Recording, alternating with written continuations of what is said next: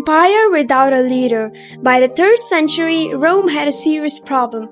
It wasn't running out of land. It wasn't running out of soldiers. It was running out of good leaders. Being a Roman emperor wasn't exactly a stable job. It was basically the world's deadliest promotion. Imagine updating your resume, skills, leadership, strategy, and surviving until Friday. Some emperors ruled for years.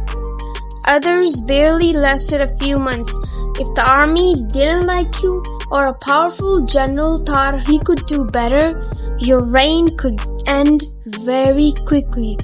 Between 235 and 284 AD, the Roman Empire ran through more than 20 emperors. Many were assassinated, some died in battle, others were betrayed by the very people sworn to protect them. Instead of working together to strengthen the empire, powerful men fought each other for the throne. The Roman succession plan seemed to be, "Congratulations, you're emperor," followed immediately by, "Watch your back." Every civil war drained Rome's money, its army, and its confidence. While Romans were busy fighting Romans, their enemies were watching and waiting. Empire runs out of money. Wars were expensive. Keeping hundreds of thousands of soldiers paid wasn't cheap. Neither was maintaining roads, bridges, forts, and cities across 3 continents. For years, Rome had relied on conquering new lands to bring in treasure, but eventually, there weren't many rich lands left to conquer.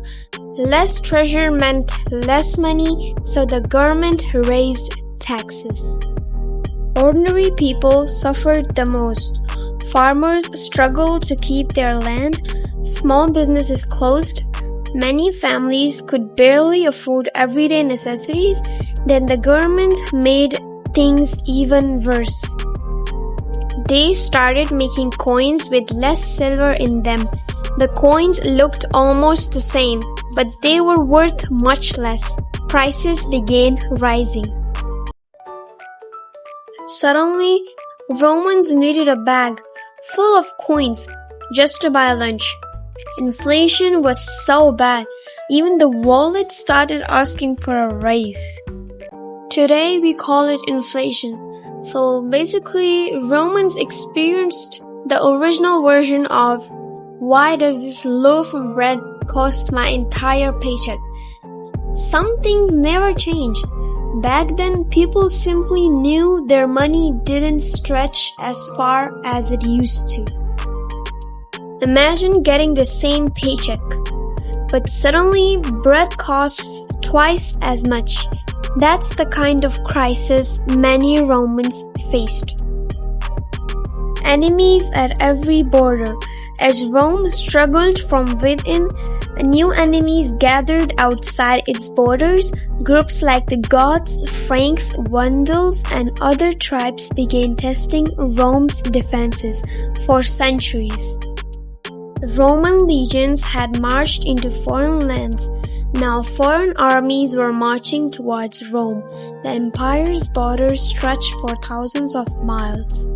There simply weren't enough soldiers to defend every frontier.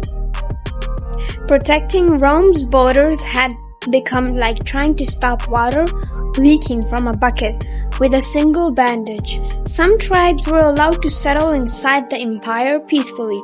Others crossed the borders by force. Each invasion put more pressure on an empire that was already exhausted. From the outside, Rome still looked powerful, but inside, its foundation was beginning to crumble. The empire that had once conquered the world was about to face the greatest challenge in its history, and soon, the city that people believed would stand forever would hear the footsteps of an enemy marching toward its gates. It's kind of like updating your status to nothing can go wrong right before everything goes wrong.